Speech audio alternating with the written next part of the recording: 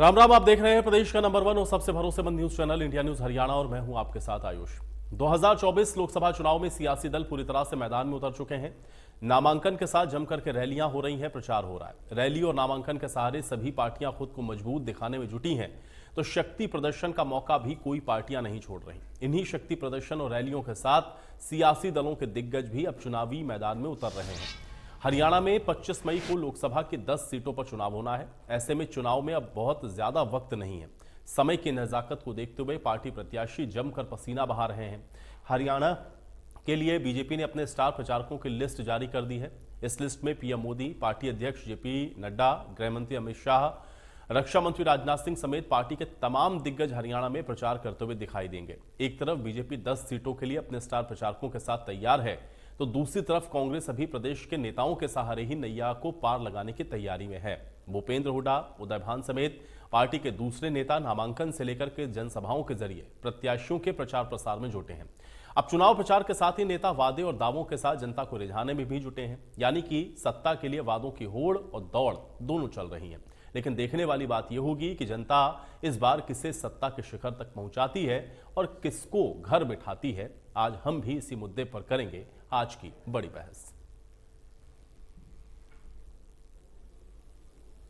इस भारत को एक नया भारत बनाने का काम इन 10 वर्षों के अंदर किया है। भाइयों, देश अगर हम 55-60 सालों का कांग्रेस का शासन देखें और 10 वर्षों का ये नरेंद्र मोदी जी का शासन देखें, भाइयों जमीन आसमान का अंतर नजर आता है। अगर कांग्रेस का शासन देखें, भाइयों भ्रष्टाचार नजर आता है, घोटाले नजर आते हैं। और अगर यहाँ हरियाणा के अंदर देखें, हरियाणा के अंदर भी भ्रष्टाचार नजर आता है और खाली घोषणाएं दिखाई देती हैं। किसानों को 2 रुपए का 5 रुपए का चेक दिया जाता है। और भाइयों, अगर युवाओं को नौकरी की बात होती थी, भाइयों यहीं रोहतक के अंदर तराजू लगी हुई थी, किसकी टैची में ज्यादा वजन है तोल करके नौकरियां मिलती थी। ये हालात ये कांग्रेस के समय में था, परंतु इन देखते ही देखते 10 वर्षों में भाइयों भारत भी बदला है और हरियाणा भी बदला है। आज अगर हम देखें, देश विकास की नई ऊंचाइयों को भाइयों इन 10 वर्षों के अंदर वो आगे बढ़ा है। उन्हीं के एक नेता जो कांग्रेस की सरकारों में उनके सलाहकार रहे हैं, सैम पित्रोदा नाम है, विदेशों में रहने लगे हैं। वहां की बाहर कांग्रेस संगठन को चलाने का काम करते हैं। उस संगठन का नाम है इंडियन ओवरसीज कांग्रेस। जानते हैं उन्होंने क्या कहा है?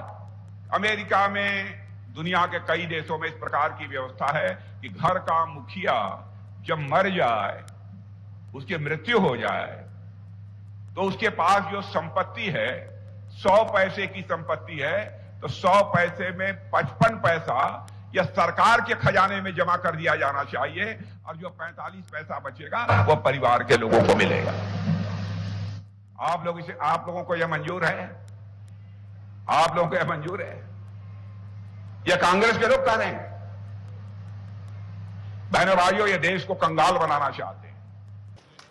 अगर बताइए 370 धारा किसने बनाई थी, किसने खड़ी की थी? ये कांग्रेस ने खड़ी की। इस 370 के होते कश्मीर को हम भारत का अभिन्न अंग नहीं बना सकते थे। और कश्मीर की लड़ाई में पाकिस्तान भी घुसा हुआ था। हमारी फौजें वहां जाती थी, सैकड़ों शहीद होते थे केवल इस कश्मीर के विषय को लेकर के। जब 370 खत्म कर दी, आज कश्मीर भी भारत का ऐसा ही अंग बन गया, जैसा हरियाणा है, जैसा उत्तर प्रदेश है, जैसा बिहार है, जैसा केरल है, जैसा गुजरात है।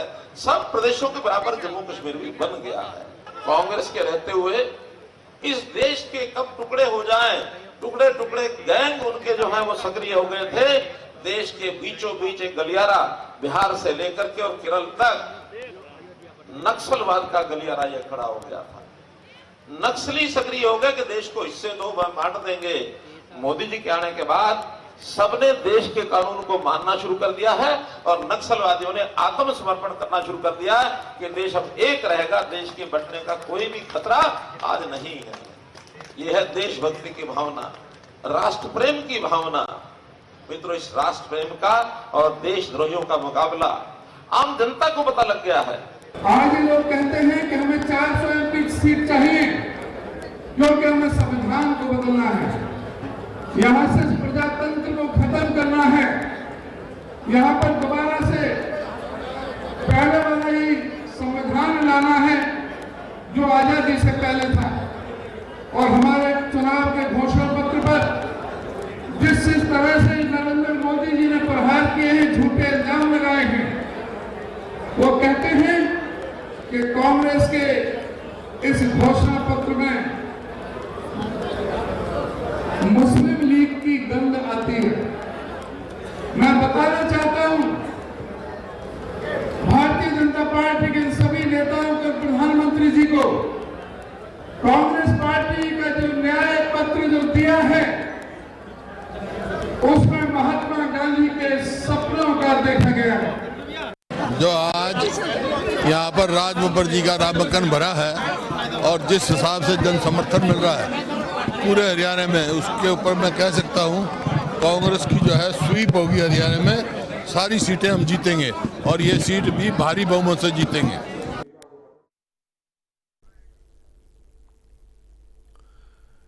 तो चुनावी प्रचार प्रसार शोर आप देख रहे हैं और खासतौर से जो वायदे हैं वो किस तरीके से किए जा रहे हैं।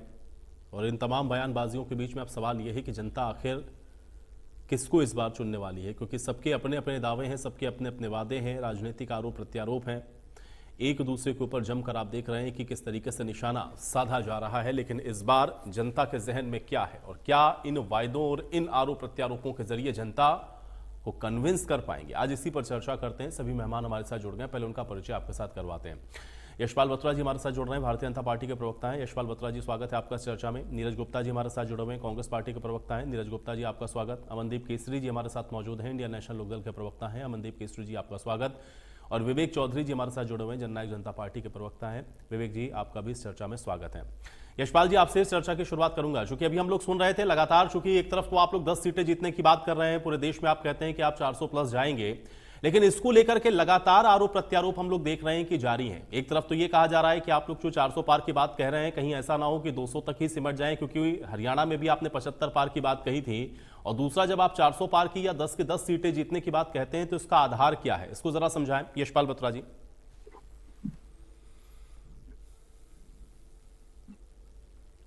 आपके चैनल के माध्यम से भी नमस्कार करता हूं मैं। और दूसरा, जो आप ये बात कह रहे हैं कि 400 पार, जिस तरीके से देश के अंदर माननीय मोदी जी के किए हुए पिछले साल के काम, उनको देखते हुए 400 पार का इस बार की जो नारा दिया गया और 400 पार लोगों का रुझान है।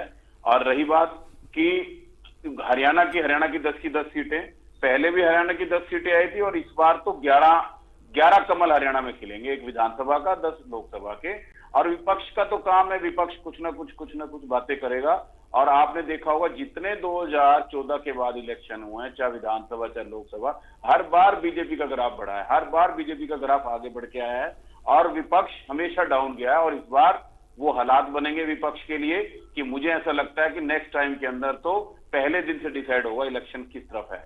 एक मिनट के लिए भी इलेक्शन नहीं बनेगा नेक्स्ट टाइम के लिए। नीरज जी, एक तरफ तो 10 के 10 सीटें जीतने के दावे हैं, आप लोग भी ये बात कह रहे हैं कि भाई 10 सीटें इस बार आप लोग जीतने वाले हैं, चूंकि इस बार जो है जनता अब इनसे परेशान हो चुकी है और बहुत सारी बातें आप लोग कहते हैं कि भाई पुराने वायदे इन लोगों ने पूरे नहीं किए।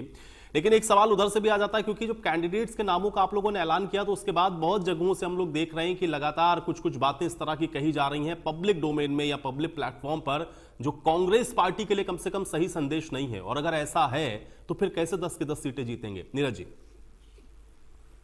देखिए, ये बीजेपी प्रवक्ता मैं सुन रहा था, वो कह रहे हम 10 की 10 सीटें जीतेंगे, पहले भी जीती हैं। 2019 में उन्होंने 10 सीटें जीती। नीरज, आपकी आवाज ठीक तरीके से नहीं आ रही। ठीक है यशपाल जी, मैं उसको सही करवाता हूं। नीरज जी, आप अपनी बात कंप्लीट करें। जी नीरज जी, अपनी बात रखें। सर, बीजेपी प्रवक्ता ये बोल रहे हैं कि हम 10 की 10 सीट जीतेंगे। देखिए परवाह ये कुछ भी कह सकते हैं, 2019 में इन्होंने 10 सीटें जीती, लेकिन उसके बाद विधानसभा इलेक्शन में देखेंगे क्या हाल हुआ। 75 पार का नारा देने वाली सरकार सिर्फ 40 में सिमट गई और इनको सरकार बनाने के लिए जसपा का समर्थन लेना पड़ा। अब 2019 के बाद इलेक्शन आ रहा है, 2019 से 2024 की परिस्थितियां अलग है। ये 10 सीटें क्या है, 2-3 सीट भी जाए बहुत बड़ी बात है। मैं ये नहीं कहता कांग्रेस 10 सीटें जीतेगी, लेकिन कांग्रेस सबसे ज्यादा सीटें जीतेगी। ये फैसला जनता करेगी किसको चुनना है क्या नहीं। अगर बेरोजगारी महंगाई को चुनना है तो जनता बीजेपी को चुनेगी। अगर बेरोजगारी महंगाई लेकिन नीरज जी, आपका स्टेटमेंट कांग्रेस थोड़ा सा अलग है। जनता अभी हम लोगों ने भूपेंद्र हुड्डा जी के स्टेटमेंट को सुनवाया, उन्होंने बड़ा स्पष्ट कहा कि हम 10 की 10 सीटें जीतेंगे। मतलब एक जो गठबंधन के साथ आपने दी है और 9 जिस पर आप लड़ रहे हैं, सारी सीटें कांग्रेस जीतने वाली है, ये उन्होंने बड़ा देखिए स्पष्ट पूरी कहा। कोशिश हमारी 10 सीटें जीतने की है, लेकिन कोई निश्चित तौर पर नहीं कहता। हर पार्टी बोलती है, मैं पार्टी के प्रवक्ताओं ने कहता हूँ हम ज्यादा से ज्यादा सीटें जीतेंगे, हो सकता है 10 जीत जाए, लेकिन 10 सीट जीतना कोई गारंटी नहीं कि हमने 10 का तो 10 ही जीतेंगे। 10 में ये हो सकता है 8 जीत जाए, 9 जीते जाए, तब भी वो 10 ही मानी जाएंगी। लेकिन आधार क्या है नीरज जी, इसको थोड़ा जरा समझाएंगे, क्योंकि पिछली बार भी आप लोग इस बात को कह रहे थे कि नहीं भाई देखिए 14 में तो कर लिया इन्होंने, 19 में नहीं जीतेंगे, 19 में फिर ये जीत गए 10 की 10 सीटें। इस बार भी ये कह रहे हैं, लेकिन इस बार भी आप ये कह रहे हैं कि नहीं हम ज्यादा से ज्यादा मैक्सिमम जीतेंगे। इस बार आधार क्या है? खट्टर जसपा सरकार थी, अब उनका हाल देखिए। इस सरकार में बेरोजगारी का हाल देखिए। इस सरकार में कोई भी कर्मचारी बिना हड़ताल के गया नहीं, कोई भी कर्मचारी इनको पीटा नहीं। कांग्रेस के टाइम में बेरोजगारी दर क्या थी और अब क्या है? ये कहते हैं हमने विकास किया। मैं इनके बीजेपी पर तो याद करा दूं, जब 2014 में कांग्रेस सरकार गई तो हमारे देश पे हमारे हरियाणा में 60,000 करोड़ कर्जा था, आज 4.5 लाख करोड़ कर्जा है। और मैं बीजेपी पर तो ये भी याद करा दूं, आप भी हरियाणा से, मैं भी हरियाणा से, शायद एंकर हो आप भी हरियाणा से, हर व्यक्ति पे 1,23,608 रुपए कर्जा है। अब ये विकास की बात करते हैं, क्या कर्ज लेके विकास करेंगे क्या? वो कर्जा देना नहीं पड़ेगा क्या वापसी? आप बताइए कौन सा विकास है? मैं फरीदाबाद से आता हूं, नगर निगम घोटाला, ऐसे दुनिया का पहला घोटाला जिसमें बिना पेमेंट के 200 करोड़ का घोटाला हो गया, ये इस पे चुप है। और आप देखिए सहकारिता घोटाला, शराब घोटाला। चलिए नीरज जी, अब आपने चूंकि फरीदाबाद का जिक्र कर दिया तो फरीदाबाद को लेकर के एक सवाल मेरे जहन में था। आज आपके कैंडिडेट जिन्होंने नामांकन दाखिल किया, वहां पर कोई बड़ा चेहरा दिखाई नहीं दिया। आज वो अपनी एक रैली को संबोधित करने के लिए गए, कुर्सियां खाली नजर आ रही थी। अब इस तरह से कैंडिडेट को अगर आप लोग ला रहे हैं और उससे चुनाव लड़वा रहे हैं तो कैसे जीतेंगे इन सीटों को? कम से कम फरीदाबाद के बारे में बता दीजिए नीरज जी। क्या हो तो मैं शेयर किया देता हूँ। महेंद्र प्रताप जी कैंडिडेट था, उन्होंने नामांकन भरा है, उसमें इतनी भीड़ थी, रैली नहीं रेला हो गया। कहो तो मैं आपको वीडियो भेज देता हूँ। एक नामांकन के लिए हजारों की संख्या में लोग आगे, और क्या बड़े चेहरे की बात कर रहा हूँ, उनके नामांकन में कोई बड़ा चेहरा नजर क्यों नहीं आया? आदमी अलाउड होते हैं अंदर, लेकिन फिर भी आप देखिए कितनी भीड़ थी। मैं आपको वीडियो शेयर कर देता हूँ। नहीं, मैं भी आपको तस्वीर दिखा दूंगा उनके आज की रैली की, कुर्सियां खाली थी। सर आप, मैं भी दिखा देता हूँ, मेरे यहाँ से कुर्सी कोई खाली है नहीं। अब आपने फोटो पता नहीं क्या से खिंचवाई है, कैसी मैं आपको रैली अभी भेज देता हूँ आपको। ठीक है नीरज जी, मैं वो तस्वीर आपको दिखाऊंगा, लेकिन मैं यह कह रहा हूं कि भाई ये बताइए बड़ा चेहरा कोई नजर क्यों नहीं आया उनके नामांकन में? देखिए बड़ा चेहरा हरियाणा प्रदेश कांग्रेस के अध्यक्ष उदय मान जी मौजूद थे, उनसे बड़ा चेहरा कौन होगा? वो प्रदेश अध्यक्ष है और सब अपने अपने इलाके में बिजी हैं, और भी नामांकन देखने हैं। और महेंद्र प्रताप जी खुद में इतने बड़े चेहरे हैं, तो ऐसी कोई बात नहीं है। हुड्डा साहब भी बिजी थे, दीपेंद्र जी भी थे, और नामांकन देखने सब अपने लोकसभा में। चलिए आप कह रहे हैं कि भाई ठीक है, आप कह रहे हैं कि ऑल इज वेल है, तो मैं मान लेता हूं, बाकी तो चुनाव का हम सब इंतजार कर रहे हैं। विवेक जी, जननायक जनता पार्टी की तरफ से भी नॉमिनेशन आज हम लोगों ने देखा कि फाइल किया गया, लेकिन महत्वपूर्ण यह है कि एक तरफ तो आप लोग चुनाव में जा रहे हैं, लेकिन दूसरी तरफ आप लोगों को पार्टी को छोड़ने का जो लोगों का सिलसिला है वो लगातार चल रहा है। जिस पार्टी को आप लोगों ने हाल फिलहाल में बनाया, लोगों को जिस पार्टी के साथ आप लोगों ने जोड़ा, अब चुनाव के ऐन पहले अगर लोग छोड़ना शुरू कर देंगे तो कैसे चुनाव में जाएंगे और कैसे जीत सुनिश्चित करेंगे? विवेक जी।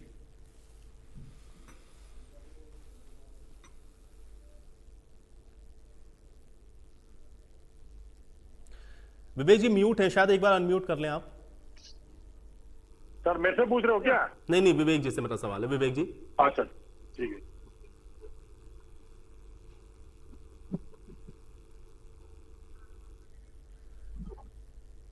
विवेक जी को अनम्यूट करें, आप म्यूट हैं शायद।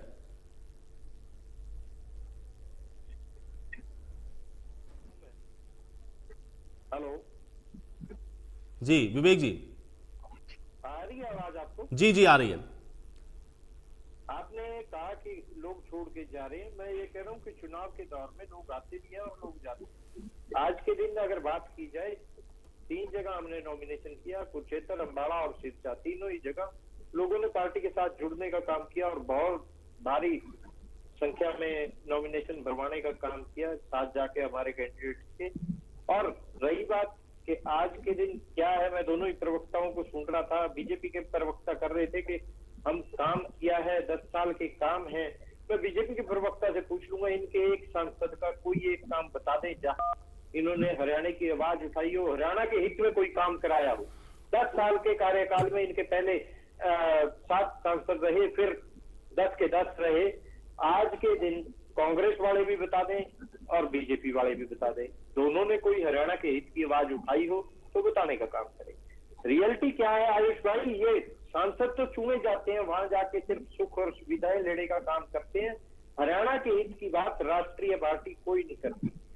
आज के दिन लोगों को एक चीज दिख रही है, अभी जिक्र कर रहे थे हमने 10 की 10 सीटें जीतेंगे। मैं ये कह रहा हूँ कि अगर बीजेपी कह रही है 10 की 10 सीटेंगे तो सीटें जीतेंगी, तो बीजेपी की ये गलतफहमी, और गलतफहमी जल्दी 25 तारीख को लोग दूर भी करने का काम करेंगे और बारी बारी हो भी रही है। आज हम तो एक चीज जानते हैं, 4.5 साल हम सरकार में रहे, 4.5 साल के अंदर डायरेक्ट पेमेंट किसान के खाते में भेजने का हमने काम किया, 14 फसलों पे एमएसपी देने का हमने काम किया। आज 1.5 महीना हुआ है सरकार से अलग हुए, मंडियों के क्या हालात है वो सबके सामने। आज सरकार नाकाम है लिफ्टिंग कराने में, 3 रुपए 6 रुपए कट्टा लिया जा रहा है। मुख्यमंत्री के कोई करीबी बताए जाते हैं, उनको 17 मंडियों का ठेका दे दिया गया, वो सबके सामने है। सिर्फ उनके पास एक रेडी तक नहीं है, उनको ठेका दे दिया गया है लोडिंग का। आज हम तो एक चीज जानते हैं, लोग दुखी हैं। ये स्टार प्रचारक बुला रहे हैं, स्टार प्रचारकों की लिस्टें बना रहे हैं। हमारे स्टार प्रचारक आयुष भाई घर घर में, आज किसान मंडी में बैठा है चाहे खेत में बैठा है, हमारा प्रचार करने का काम कर रहा है कि 4.5 साल में हमें कोई दिक्कत नहीं आई। अगर हमारे ट्रैक्टर को कमर्शियल इस बीजेपी सरकार ने करने का काम किया था, तो आदरणीय दुष्यंत चौटाला जी ने ट्रैक्टर पे कमर्शियल कैटेगरी से बाहर कराने का काम किया। आज छोटा व्यापारी हमारी जिक्र कर रहा है, आज दुकानदार हमारा जिक्र कर रहा है, आज युवा हमारा जिक्र कर रहा है, आज रेडी वाला हमारा जिक्र कर रहा है, आज सफाई कर्मचारी हमारा जिक्र कर रहा है। और एक ही बात कह रहा है कि अगर कोई आवाज उठाने वाला है, हरियाणा की हितों की आवाज उठाने वाला है, वो जननायक। लेकिन विवेक जी, अगर लोग आपके ऊपर भरोसा कर रहे हैं तो आपके खुद के जो लोग पार्टी के समर्पित कार्यकर्ता थे वो फिर क्यों छोड़ रहे हैं आपकी पार्टी को? भाई उनको भी तो ये दिख रहा होगा ना कि लोग सपोर्ट में खड़े हैं, फिर वो किस लिए आपकी पार्टी को छोड़ करके जा रहे हैं? आयुष भाई, चुनाव के दौर में कौन कहां जाएगा ये किसी को नहीं पता।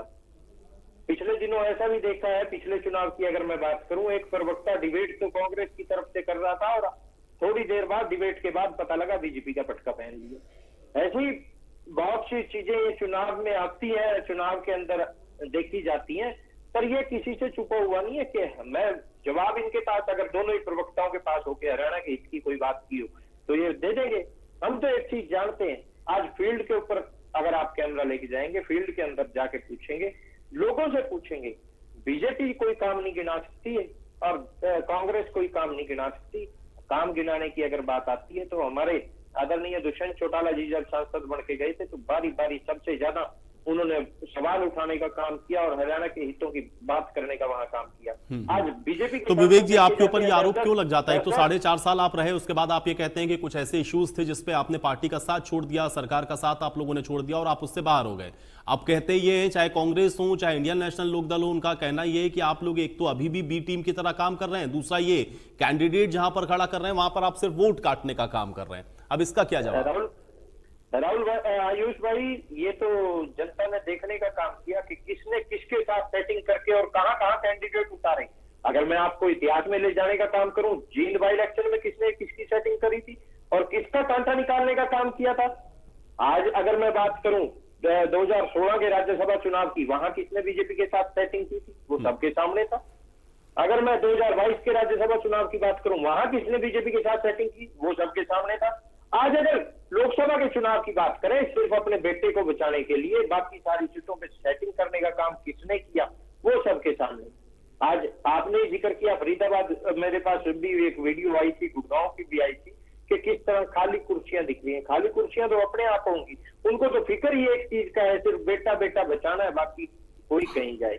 आज हमारे ऊपर अगर कोई बी टीम होने का आरोप लगाता है तो वो ये जवाब देने के बारी बारी विधानसभा के अंदर भी और विधानसभा के बाहर भी बीजेपी का साथ देने का अगर किसी ने काम किया तो वो भूपिंदर सिंह हुड्डा था। भूपिंदर सिंह हुड्डा ने अगर साथ नहीं दिया अपने बेटे को बचाने के लिए, मैं बीजेपी के प्रवक्ता से भी सवाल पूछना चाहूंगा, जब 2014 में बीजेपी आई थी उस टाइम बीजेपी के तमाम प्रवक्ता, तमाम नेता, राष्ट्रीय नेता ये कहते थे कि भूपिंदर सिंह हुड्डा चोर है, भूपिंदर सिंह हुड्डा ऐसे है, भूपिंदर सिंह हुड्डा वैसे है। तो आज 9.5 साल बीत जाने के बाद, 10 साल बीत जाने के बाद क्यों नहीं भूपिंदर सिंह हुड्डा के ऊपर कार्रवाई, क्यों नहीं वो जेल के पीछे गया? कहीं ना कहीं भूपिंदर सिंह हुड्डा बारी बारी मोदी जी के पास जाके चाय पी के, लेकिन भाई विवेक जी 4.5 साल तक तो आप भी सत्ता में थे ना भाई, थोड़ा कोशिश कर लेते। अगर आपको ऐसा ही लग रहा है कि भूपेंद्र हुड्डा के ऊपर इतने सीरियस एलिगेशन थे तो थोड़ा दबाव डालते। 4.5 साल तो आप रहे ना सत्ता में। एक चीज बताइए, हम सत्ता में थे, हम सत्ता के भागीदार थे, हमारी सरकार नहीं।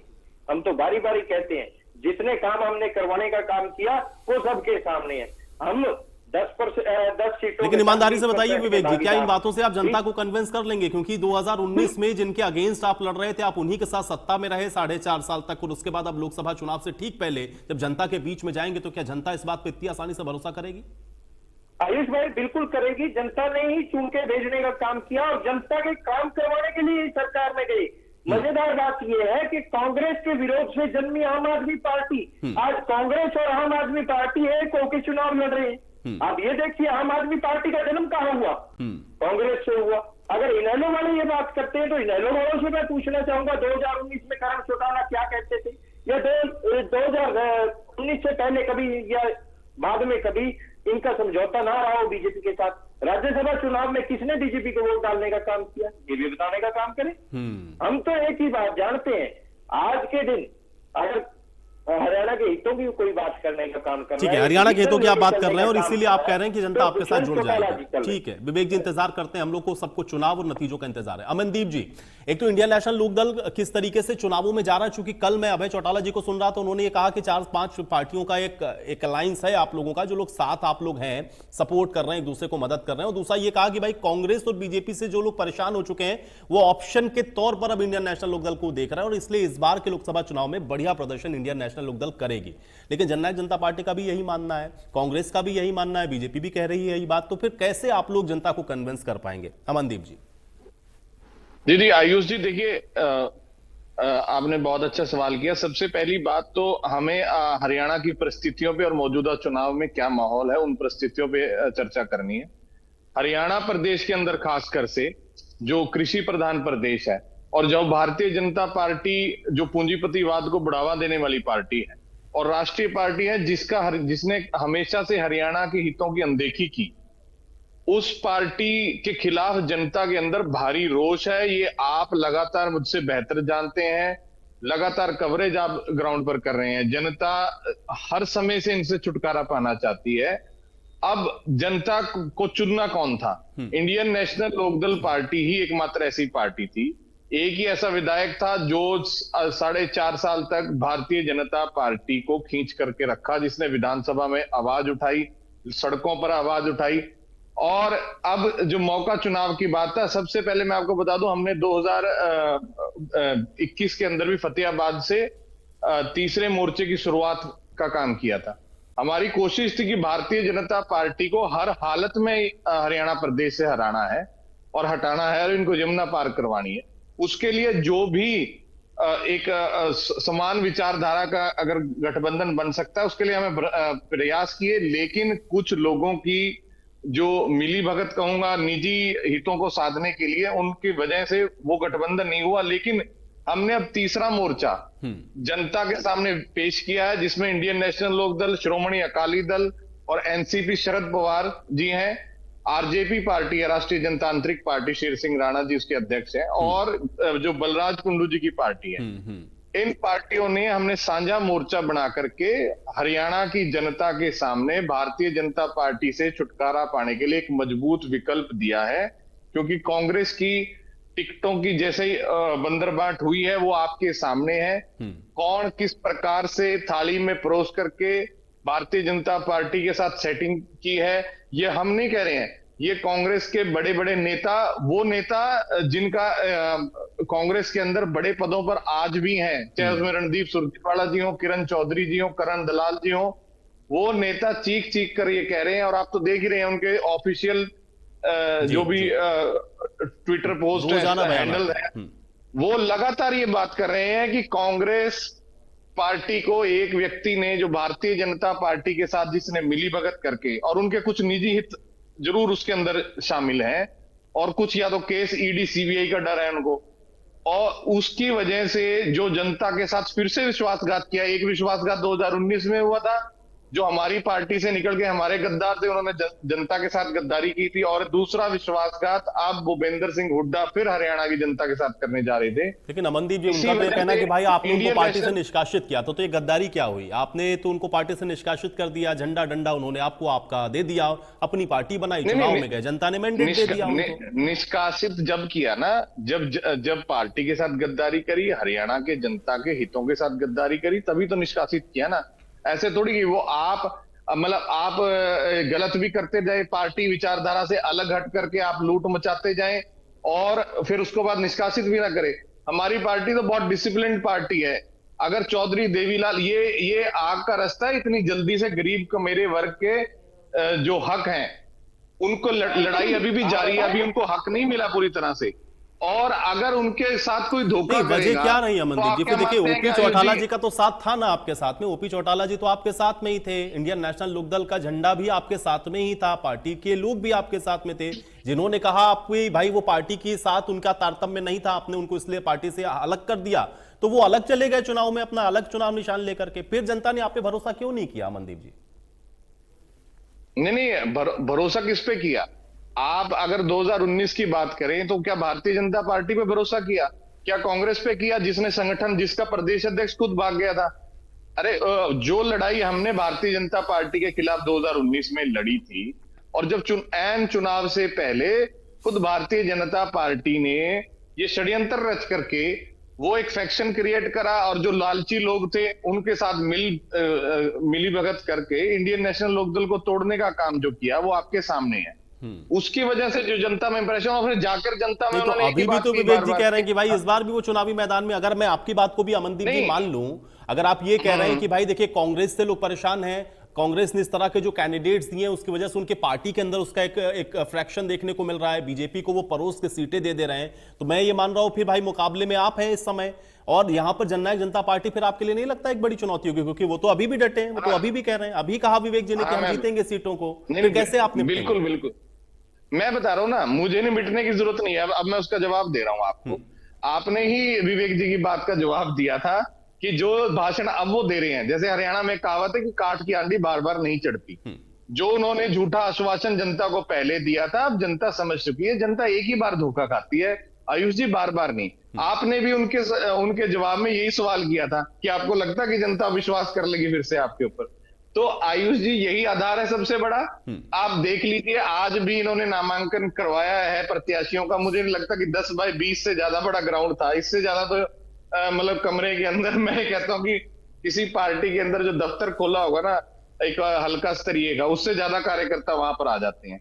जिस प्रकार से आपने टेक्निकली बहुत समय उनको दे दिया, चलो आपकी मजबूरी है, इसी प्रकार से जो उनके साथ विधायक है वो भी टेक्निकली टिके हुए हैं, वरना उन्होंने सबने अपने अपने रास्ते अलग बता दिए हैं। और अब तो ये हालात पार्टी की ये है, मैं बोलना नहीं चाहता था कि प्रदेश अध्यक्ष भी हरियाणा प्रदेश से इनको नहीं मिला, वो भी ब्रिज शर्मा जी जो हैं हमारे आदरणीय हैं, वो हिमाचल प्रदेश से बिलोंग करते हैं। हालात ये है आयुष जी, तो ज्यादा समय आपका कीमती नहीं खराब करना चाहिए। नहीं, मैं तो बराबर का समय दे रहा हूं मनदीप जी, मैं आपको भी उतना ही समय दे रहा हूं जितना मैंने विवेक जी को दिया। मैं कह रहा हूं कि मैं नीरज जी को भी दे रहा हूं, यशपाल जी को भी दे रहा हूं, अब कौन कितनी बात रख पा रहा है ये उसके ऊपर है। ठीक है, जनता ने देखा, ये एंटरटेनमेंट का विषय तो था क्योंकि अच्छा लगता है जनता को कि जेजेपी के खिलाफ हम बोले, लेकिन अब जो लड़ाई जो है खास कर से हरियाणा के हितों की, और अब बिल्कुल चुनाव आ चुका है, नामांकन भरे गए हैं, तो इसीलिए मैं कहूंगा कि भारतीय जनता पार्टी को हटाने की लड़ाई है। चौधरी अभय सिंह चौटाला जी का एक निर्णय है कि 544 भी अगर भारतीय जनता पार्टी के साथ हो जाएंगे, वो बिल्कुल डट करके, जिस प्रकार से विधानसभा में केवल एक विधायक 79 एक तरफ होते हैं और एक तरफ होता है, इसी प्रकार से लोकसभा में भी केवल किसान की चलिए, आवाज ठीक है उठाने अमनदीप वाले जी, हम लोग देखेंगे। हालांकि राजनीति में कोई भी चीज मैं ये कह सकता हूं कि शाश्वत तो खैर नहीं होती है। बहरहाल अब देखते हैं कि आप लोग कितना कायम रहते हैं अपने स्टैंड पर। ठीक है यशपाल जी, एक तो ये कि आप ये बताइए कि आपके 10 के 10 जो कैंडिडेट जीते उन्होंने हरियाणा प्रदेश के लिए क्या किया, और दूसरा ये है कि जब आप ये कहते हैं कि भाई 10 हम जीतने वाले हैं तो उसका कोई जरा जमीनी आधार भी बता दीजिए कि क्या आपने ऐसा किया है कि जनता दोबारा से अब आपको एक बार फिर से जिता देगी 10 की 10 सीटें। बड़ा मुश्किल है इस बार, ऐसा विपक्ष का मानना है। यशपाल जी जवाब दीजिए।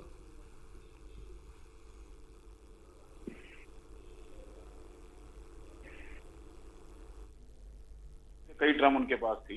तो मैं पिछले 5 साल के काम की आपको गुड़गांवा की बात कर लेता हूं मैं आपके साथ। लगभग 50,000 करोड़ रुपए के काम जो ग्राउंड पे हो चुके हैं उनका मैं जिक्र कर लेता हूं आपको। चाहे हम मान लें केएमपी को, द्वारका एक्सप्रेसवे को, चाहे हम राजीव चौक से सोना तक मान लें, medical college, multi level parking, Shitala Mata मंदिर, ऐसे 50 काम हैं जो 50,000 करोड़ रुपए के कंप्लीट होके ग्राउंड पे आ चुके हैं, या उसी में 10% का काम है।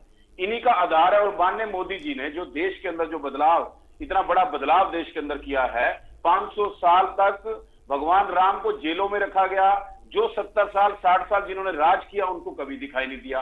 आज इतना भव्य मंदिर वहां पे बन चुका। धारा 370, जिस समय कहा जाता था किसी समय के अंदर कि अगर किसी ने धारा 370 को हाथ भी लगा दिया उसके हाथ काट दिए जाएंगे, जम्मू कश्मीर के नेता वही अपने घर के अंदर चुपचाप बैठे थे जब वो हट रही थी। ठीक है, 370 राम मंदिर, ये मुद्दा तो आप लोग बराबर आप लोग उठा रहे हैं। मैं ये कह रहा हूं क्योंकि टेक्निकल सवाल विवेक जी का ये था कि यहां जो 10 आपके चुने हुए सांसद थे उन्होंने हरियाणा के हित की कौन सी आवाज उठाई संसद के अंदर? देखिए, हरियाणा के हितों की अपने अपने लोकसभा की बात करें तो मैंने लोकसभा गुरुग्राम की आपको बात कर दी। ऐसे ही सबने अपने अपने एरिया के अंदर काम किए हैं।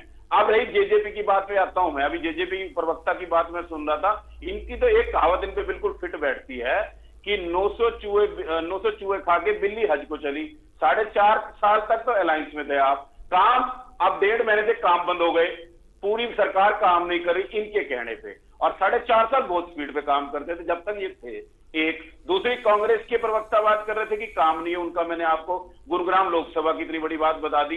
एम्स लाए हैं यहाँ पे आपके सामने, अभी माननीय मोदी जी ने इनोग्रेशन करा था उसका। ऐसे ही, और जिस तरीके से देश के अंदर माननीय मोदी जी की एक जो गारंटी के नाम से एक शब्द चला पड़ा है, तो उस पर लोग विश्वास करते हैं। देश की दिशा और वर्ल्ड के अंदर जिस तरीके से भारत का नाम आया है, भारत आगे बढ़ा है, और आर्थिक स्थिति में भी जो 2014 से पहले 11वें नंबर पे था, आज वो 5वें नंबर पे आ गया, और इस बार के बाद 3रे नंबर पे आ जाएगा। यही देश को चाहिए था, मान सम्मान देश का बड़ा, परिवार नहीं, इतना सब कुछ बेहतर था तो फिर कैंडिडेट्स आपको क्यों बदलने पड़े, या फिर बाहर से कैंडिडेट आपको क्यों लाने पड़े? और ऐसे कैंडिडेट जिनको आप थोड़ी देर पहले ज्वाइन कराते हैं और फिर टिकट भी दे देते हैं, अगर आपके माननीय इतना अच्छा काम कर रहे हैं। आयुष, सबकी भूमिका अपनी अलग अलग है। हमारे यहाँ कल्चर ऐसा है कि हर आदमी की भूमिका है। अगर मान लो किसी को एमपी की अगर वहां पे नीड नहीं है, उसकी हो सकता है उससे बड़ी भूमिका हो, उसकी बड़ी जरूरत हो, उसको चाहे देश के अंदर जरूरत हो, उसको वहां ले जाना हो। तो हमारे यहाँ ऐसा कल्चर है कि देश हित के अंदर काम करने के लिए, प्रदेश हित काम करने के लिए सारे त्याग करने पड़ते हैं। यहाँ पे वो कल्चर नहीं है जैसे अदर्स पार्टी के अंदर है, मैं और मेरा परिवार या मेरे दोस्त या मेरे नियर डियर वही एमपी बनेंगे, वही एमएलए बनेंगे, उसके अलावा दूसरा किसी को आगे नहीं आने देंगे। दादा पोता लाइक चीज हमारे यहाँ नहीं चलती। आधे नेता तो कांग्रेसी आपने उठा लिए, ये भी तो आरोप लगता है ना कि आधा तो आपने कांग्रेसी लोगों को टिकट दे दिया, वहां से लाए और कांग्रेसियों को टिकट दे दिया। ये चीज तो इनको सोचनी चाहिए, क्यों नहीं इनका परिवार इनके साथ रह रहा, परिवार छोड़ के क्यों भाग रहा? ये खुद के घर को नहीं संभाल पा रहे और हम पे आरोप लगाएंगे। जो देश के लिए काम करना चाहता होगा, जो प्रदेश के लिए काम करना चाहता होगा, यही साथी प्रवक्ता भी अगर चाहते होंगे तो ये भी आ जाए हमारी पार्टी के अंदर, मोस्ट वेलकम। अगर देश और प्रदेश हित के, अगर सेल्फ के लिए काम करना चाहते हो तो जहां बैठे हो वहां ठीक हो, वहां पे काम करो। हमारे यहाँ ऐसा कल्चर नहीं है। हम तो यशपाल जी, आप क्या मानते लोकतंत्र के अंदर विपक्ष नहीं होना चाहिए? भाई कोई तो रहने दीजिए। क्यों नहीं होना चाहिए विपक्ष? आप ये कह रहे हैं कि सारे लोग आपकी पार्टी में आ जाए तो भाई विपक्ष कहां रहा? आयुष, मेरा कहना देश के लिए जो काम करना चाहता है, अगर कोई नहीं करना चाहता तो नहीं आए, कोई दिक्कत नहीं। अगर करना चाहता है, देश हित के अंदर काम करना चाहता है तो जरूर हमारी पार्टी के अंदर आ सकता है, मोस्ट वेलकम। हमारे यहाँ वो कल्चर नहीं है कि अपने सेल्फ के लिए काम करने के लिए कोई काम नहीं होता है यहाँ पे। अच्छा यशपाल जी, अभी उदय भान जी को मैं सुन रहा था, आज उन्होंने एक बड़ी इंटरेस्टिंग बात की। हालांकि बार बार हम लोग देख रहे हैं कांग्रेस के नेता इस बात को कई बार दोहरा चुके हैं। उनका यह कहना है कि आप लोग 400 पार की जो बात कह रहे हैं उसके पीछे का मोटिव यह है कि अगर 400 पार किसी तरह से मिल गया आपको तो फिर आप संविधान को बदल देंगे। देखिए यार सर, ये अनलॉजिकल बातें हैं आयुष। इन्होंने लोगों को बहलाना है, जो कि लोग नहीं बहकेंगे इनके कहने से। इससे पहले भी जितने इलेक्शन आए कई नई नई चीजें लेके आते हैं। कभी तो ये कह देते हैं ईडी और सीबीआई का दुरुपयोग होता है, कभी यही लोग कहते हैं कि ईडी और सीबीआई से इंक्वायरी होनी चाहिए। किसी किसी विषय पे कुछ कहते हैं, किसी किसी विषय पे कुछ कहते हैं। ना उनका सिर होता है ना पांव होता है, और बातें करते हैं कि कभी कह देंगे कि इनकी इंक्वायरी सीबीआई से करानी चाहिए, कभी कह देंगे सीबीआई इनके साथ मिली हुई है। जो ये कहते हैं सीबीआई वही काम कर देती है। कुछ नहीं, अनलॉजिकल बातें हैं। और इनका ठीक है, इनको ऐसा लगता है ऐसे करने से लोग इनके साथ हो सकते हैं, तो भगवान इनको सद्बुद्धि दे, अपने परिवार को संभाल के रखें, अपने संगठन को जो 2014 से नहीं बना उनको बनाने की कोशिश करें। और वो सारी चीजें इनको करनी चाहिए देश के लिए, समाज के लिए और प्रदेश के लिए। अगर कोई आवाज ऐसी उठ रही है जो प्रदेश इसके अंदर ही है, हमारे साथ मिलकर करें, हर बात की आलोचना ना करें। नीरज जी, एक तो पार्टी का संगठन, इसको तो भूपेंद्र हुड्डा बाकायदा प्रेस कॉन्फ्रेंस में स्वीकार कर चुके थे कि भाई जो 2019 में हुआ उसमें संगठन का सही तरीके से ना होना एक बड़ा कारण था। दूसरा यह है कि पार्टी के अंदरूनी तौर पे जो मसले हैं वो एक बड़ा कारण होते हैं। अभी भी टिकट वितरण के बाद आप भले ही उसको ओपनली स्वीकार नहीं कर रहे हैं, लेकिन सब जगह दिख रहा है कि किस तरीके से बातें कही जा रही हैं। ऐसे कैसे आप लोग चुनाव को जीतेंगे? और अब तो विपक्षी भी ये कह रहे हैं कि आपने तो एक तरीके से बीजेपी को परोस के दे दी हैं सीटें कि भाई ठीक है, चलिए एक सीट पर हम फोकस कर लेते हैं, बाकी जाइए, जिसको जैसा लड़ना है वो लड़ रहा है। ये आरोप और उससे एक पार्टी के भीतर से उठती हुई आवाजें, कैसे चुनाव जीतेंगे नीरज जी? देखिए, पहले तो मैं इनेलो के प्रवक्ता का जवाब देना चाहूंगा। इनेलो, मुझे तो बड़ी खुशी है इनेलो के प्रवक्ता को कांग्रेस में कितनी दिलचस्पी है कि उनको मुझसे ज्यादा ज्ञान है कि कांग्रेस पार्टी में क्या हो रहा है। एक विधायक होने के साथ ही इतना अहंकारी हो रहे हैं कि जैसे एक विधायक पूरी सरकार चलाएगा। और अभी ये कह रहे हैं कि लोकसभा में भी एक ही एमपी हो, चाहे सारे एमपी बीजेपी हो, तब भी हम कार्य करेंगे। महाराज, पहले आप अपने घर को संभालो। अगर आप अपना घर संभालते हो, इनेलो को दो फाड़ना होते, तो दूसरों को शिक्षा कम दीजिए। मैं कांग्रेस प्रवक्ता होने के नाते कहता हूं, हमें पता हमारी पार्टी कैसे चलती है। आप मत समझाइए कैसे पार्टी चलानी है। अगर आप इतना सिखाते, इतना समझदार होते, तो आपकी पार्टी के दो फाड़ना होते।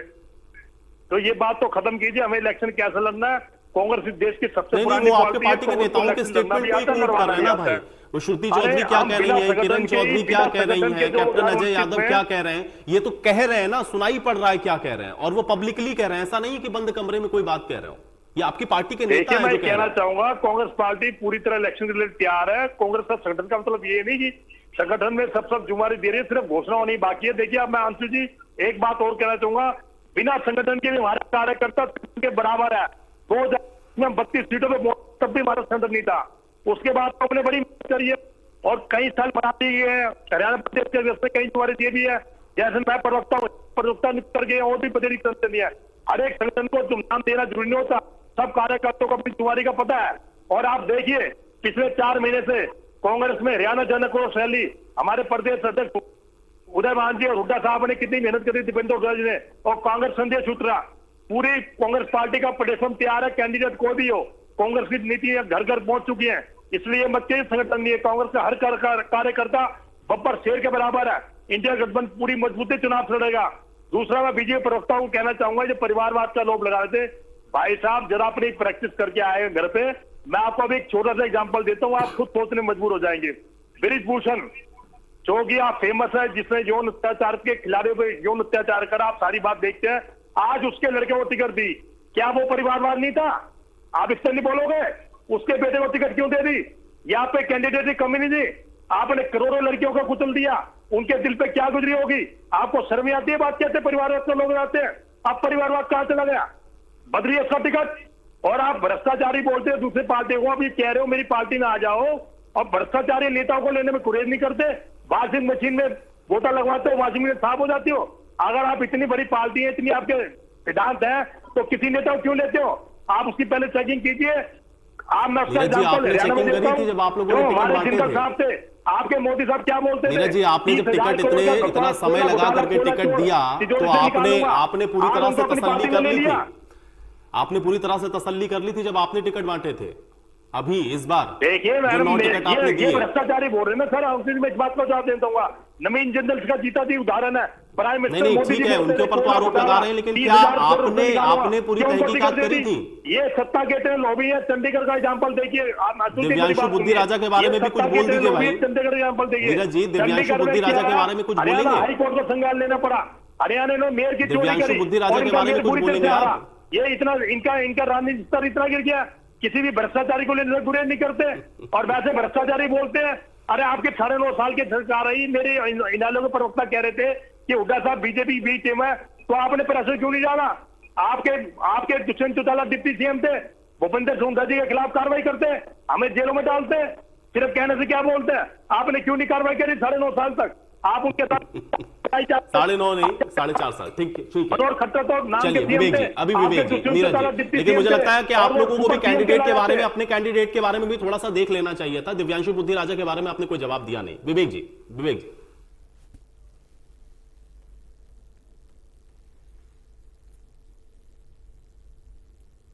कांग्रेस वालों को भी, बीजेपी के प्रवक्ता साथी जोश जोश में इतने बह गए कि जो सवाल उनसे आपने पूछा उसका जवाब नहीं दे पाए। मैंने जो सवाल किया था कि एक उपलब्धि कोई बता दें, एक सवाल बता दें कि जो आपने हरियाणा के हित में उठाया हो, एक बात कोई हरियाणा के हित की रखी हो, पर वो कहते क्या है, हमने 50,000 करोड़ के काम करा दिए। जनाब पहले आंकड़े तो देख लीजिए।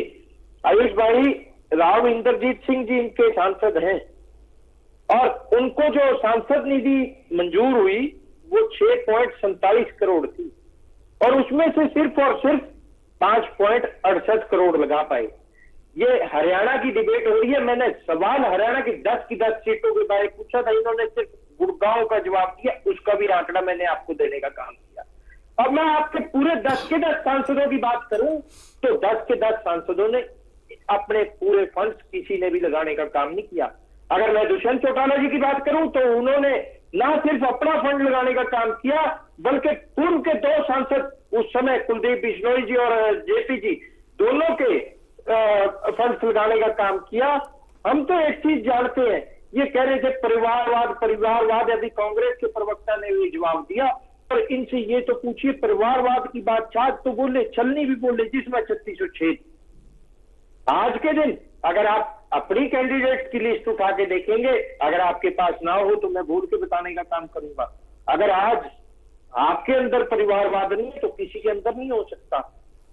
आपके जो हरियाणा प्रदेश की, अगर मैं हरियाणा की बात करूं, हरियाणा प्रदेश के जो प्रभारी थे आपके विप्लव देव जी, उनके जीजा जी, उनकी बहना जी, उनके भांजा जी जो अब कांग्रेस में चले गए, आपके सिटिंग एमपी थे, वो परिवारवाद नहीं था। आज आप परिवारवाद की बात करते हैं तो बंतो कटारिया आपकी अंबाला की कैंडिडेट है, रतनलाल कटारिया की धर्मपत्नी है, वो परिवारवाद नहीं है क्या? आज आप परिवारवाद की बात करते हैं, आप अपने आप को बहुत साफ सुथरा बताते हैं।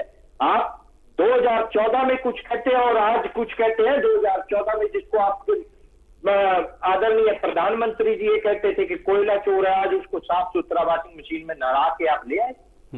हम तो ठीक है विवेक जी, लेकिन ये बात तो कही जा रही ना कि भाई ये जो काठ की हांडी है वो बात बात चढ़ेगी नहीं। और अमनदीप जी ने भी ये बात कही कि भाई देखिए, आप उस समय तो अलग हो गए, उस समय जो सेंटिमेंट था हो सकता है जनता आपके साथ चली गई, लेकिन अब नहीं आएगी आपके पास। आयुष भाई थोड़ा सा जवाब रह गया बीजेपी वालों का, फिर अमनदीप जी पे ही आ रहा हूं। अभी इन्होंने कहा चूहे खा के पता नहीं बिल्ली चली हज को, क्या हुआ क्या नहीं हुआ। इनसे ये तो पूछ लो, चूहे किसने खाए, बिल्ली कौन थी? क्या चूहे मनोहर लाल खट्टर जी ने खाए जो इनके रोहतक के सांसद कहते हैं कि 500 करोड़ खा गया? क्या चूहे और किसी ने खाए? आपके आज के मुख्यमंत्री ने खाए जो नारायणगढ़ के लोग उन्हें बार बार रेत माफिया और खनन माफिया कहने का काम करते हैं। चूहे किसने खाए ये तो बताए। और चूहे अगर किसी ने खाए तो आपने खाने क्यों दिए? सरकार तो आपकी थी। अभी अमनदीप जी कह रहे थे, अमनदीप जी को सुन रहा था, गद्दार गद्दार शब्द बहुत अच्छा आपने चूज किया। ये आपकी कार्यशैली बताता है, ये आपकी सोच बताता है कि कौन गद्दार था कौन नहीं।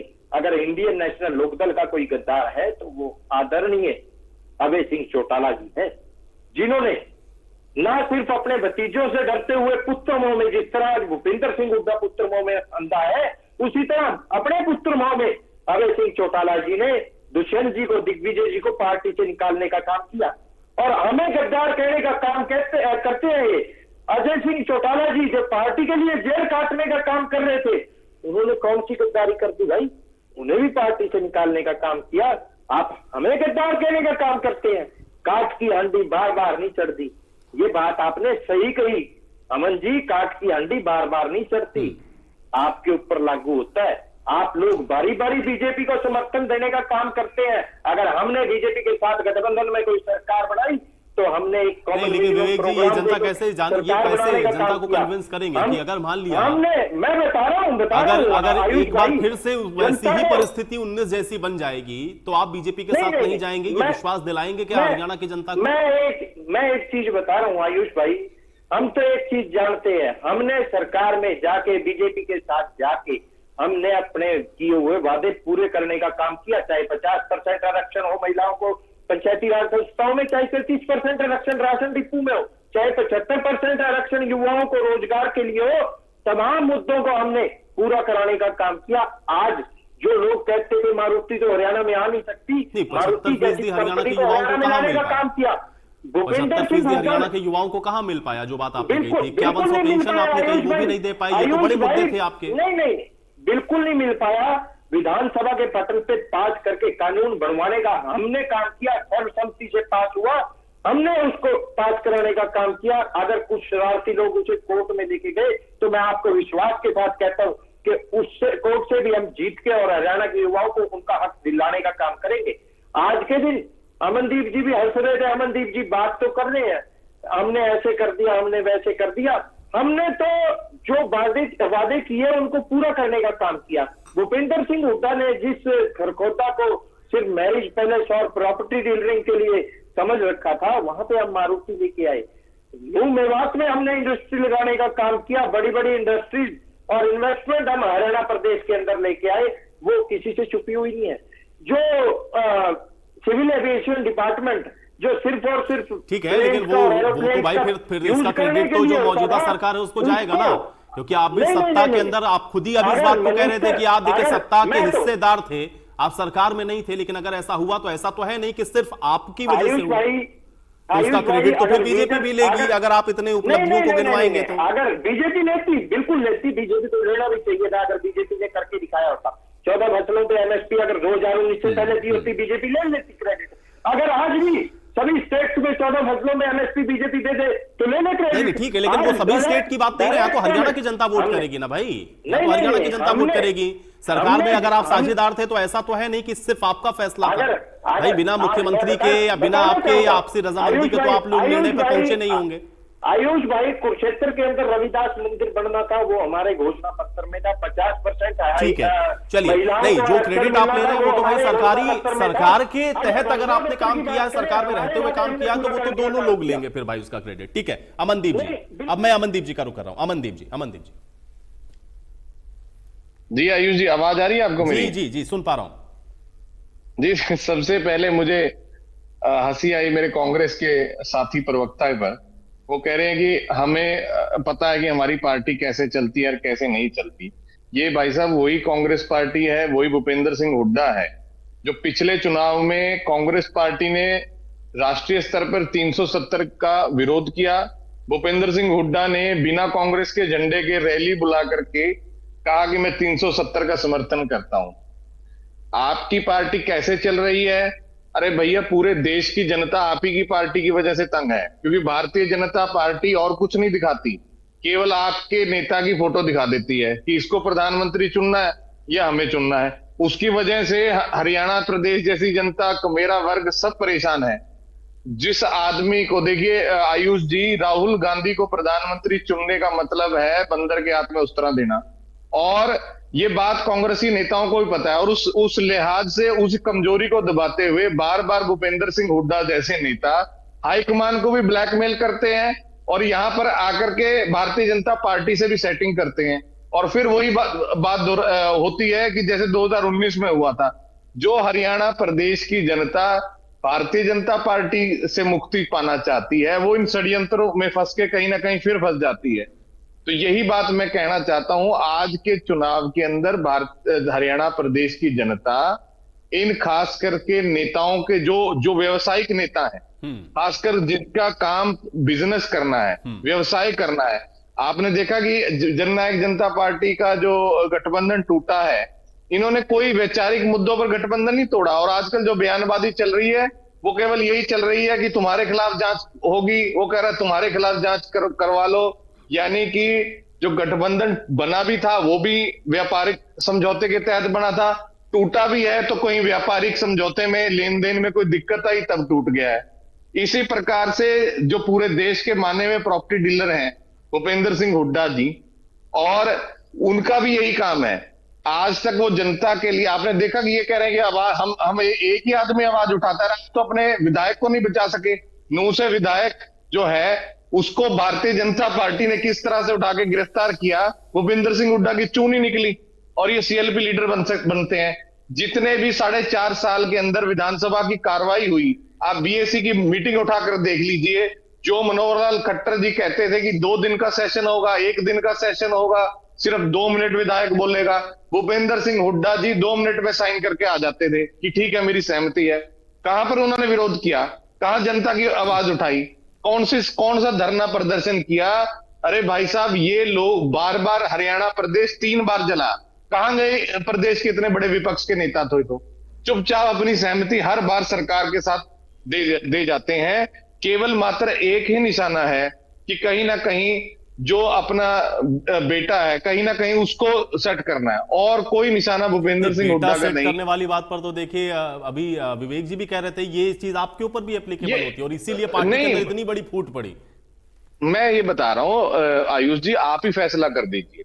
देखिए, कह दिया बेटा सेट कर दिया, अरे भाई सांसद का टिकट तो दुष्यंत चौटाला को दिया था ना, अपने बेटे को तो नहीं दिया उन्होंने, और ऐसे ही सेट कर दिया बेटा। ये जनता भी जानती है, ये तो कहने की बात है कि बेटा सेट कर दिया। सांसद का टिकट उनको देते हैं, विधायक का टिकट नैना जी को देते हैं, और सेट बेटे का अपने कर रहे हैं। ये बात तो तब जचती कि उनका टिकट या उनका कोई पोजीशन काट करके अपने बेटे को देते। ये कहना आयुष जी खामखा का इल्जाम लगाना, क्योंकि और कुछ चीजें ये इल्जाम मैं सोचता हूं जनता पे छोड़ देता हूं, जनता इसका फैसला बहुत अच्छी तरीके से कर देगी। बहुत शुक्रिया आप लोगों का समय निकालने के लिए, आज इस चर्चा का हिस्सा बनने के लिए। तो चुनाव आप देख रहे हैं कि अब ठीक मुहाने पर है, और जैसे जैसे ये चुनाव की तारीखें नजदीक आएंगी आपको इस तरह के जो मुद्दे हैं वो गरमाते हुए दिखेंगे। लेकिन अंत में फैसला जनता को करना है, और देखना यह है कि इस बार यानी कि 2024 के लोकसभा चुनावों में जनता क्या फैसला सुनाती है।